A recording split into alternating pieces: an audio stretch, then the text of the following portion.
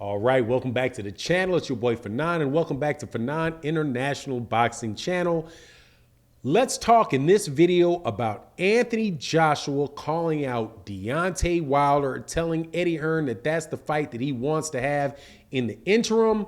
And man, it would be wonderful if that could take place. Let's talk about that in this video.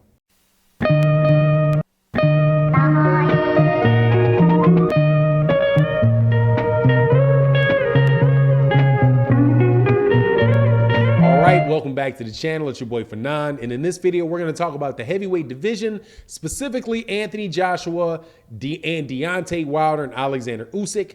Before I get into the subject matter of the video though, let me say again to everybody that supports the channel, thank you guys so much for your ongoing support. I can't tell you how much it is appreciated.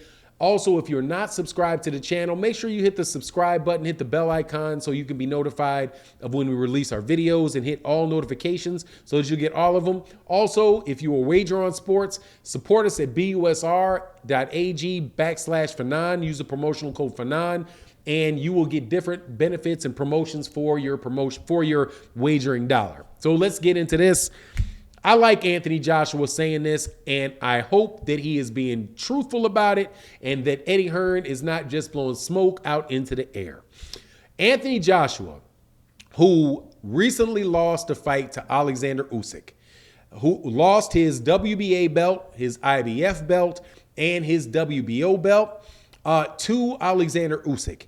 They are supposed to have a rematch because there was a rematch clause in there. Now, I'm not sure how he got a rematch clause because Alexander Usyk, I do believe, was the WBO mandatory. And my understanding is that when you have a mandatory fight, that there should not be rematch clauses in it.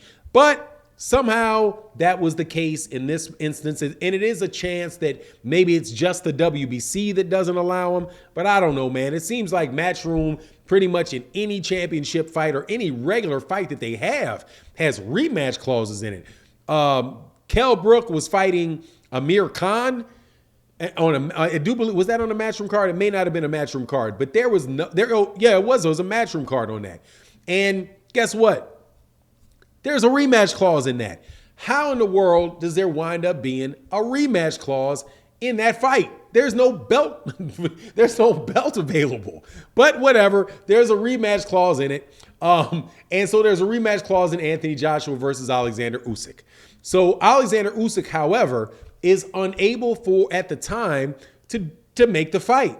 And why is that? Because there is a military issue in the Ukraine, between Ukraine and Russia. And as a result, Alexander Usyk has to fight basically he's at war, right? So he's went to war with the country of Ukraine to protect the Ukraine from an invasion by Russia. So big issue, obviously much bigger than boxing. It really affects him, affects his family, his friends, all of that stuff. So he can't take the fight, and you don't know when he's going to be able to take that fight, right? So in the interim, Anthony Joshua is looking to fight somebody. Eddie Hearn says that the person that he wants to fight is Deontay Wilder. And I'm going to tell you this right now. If Anthony Joshua is serious about that and in saying that, telling Eddie Hearn to reach out to Deontay Wilder and make a fight with Deontay Wilder, my hat will go off to Anthony Joshua. I've already become more of a fan of Anthony Joshua after all of that Deontay Wilder and him stuff kind of blew over, right? If you remember when Deontay Wilder was the WBC champion and Anthony Joshua was the WBA, the WBO, and the IBF champion, they didn't make a fight happen. There was a lot of back and forth about, this offer, that offer, and, but it didn't work out. I was fully of the mindset that Anthony Joshua and Eddie Hearn didn't want to take that fight. But if Anthony Joshua, is willing to get in the ring with Deontay Wilder now, the least that I will say about that is I will take that fight. And because I think that is a fight that could take place that would be entertaining, whether there is a belt on the line or whether there's not a belt on the line. The same type of expectations, the same type of thrill that you get from seeing a guy that you want to see fight another guy that you want to see fight, right? That is really at the essence of it is what makes boxing fun and what's make boxing exciting. It's when fighters hide behind, well, let me not be so loaded by saying hide behind, where they are talking about just like the most important thing in boxing is the belt that you win, right? And it's not the actual fight that you fight that boxing fans get to see. I think people missed the mark, right? It's the fight itself that is interesting, right? You have a fan base, one fan base of fighters, you have another fan base of fighters. They want to see, one guy wants to see, one group of fans think one fighter can win. The other group of fans think the other fighter can win. The two fighters don't like each other, right?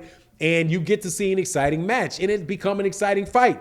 Take, for example, the match that we just spoke about, Amir Khan versus Kell Brook. Neither one of those guys had a championship belt. Neither one of those guys were in the peak of their career. It was years after the fight, where people were talking about they really wanted to see it. But when the fight took place, it's still Amir Khan and it's still Kell Brook, and there was a lot of interest for the fight. It was very, very entertaining, and I can't imagine personally that the fight would have been any better or more exciting even if they had made that fight when Kell Brook was the IBF champion at 147 pounds, and say Amir Khan, went and fought him for that IBF belt. I don't think that the fight would have been any more exciting. And honestly, I don't think the fight would have been any less the outcome would have been any different, because those guys didn't like each other and they were dead set on beating each other. Same thing I think you got with Anthony Joshua and Deontay Wilder. Deontay Wilder very well may be considering retirement, right? And if you talk to him about fighting somebody like Big Baby Miller or somebody like, Robert Helenius or Adam Kornacki or somebody like that, that may not get his blood flowing, right? But if you say to him, look, man, the fight is going to be with Anthony Joshua, he may actually be like, you know what, man? Yeah, I'll take that fight because I want to prove that I can beat him. I want to prove that I'm better than that specific man is, right? And not necessarily have to be about the belt. So my hat goes off if what Eddie Hearn says is true, because, you got to take with a grain of salt what any promoter is telling you. And it's not just Eddie Hearn. It could be a promoter that is promoting somebody for the PBC. It could be Floyd Mayweather Jr. saying something about Gervonta Tank Davis, even though I will tell you that Floyd Mayweather Jr., the things that he actually says seems a lot more straightforward and actually wind up coming to fruition more so than when Eddie Hearn, I think, is really out there spinning up a storm, But anyway, if the fight happens, I'm excited about the fight. I hope the fight happens. I'm not highly, I'm not, particularly optimistic about it happening, but it would be great. And my hat goes off to Anthony Joshua for calling for the fight. Anyway, that's my opinion on the circumstance. You let me know what you think in the comment section. And with that, I'm out. Deuces.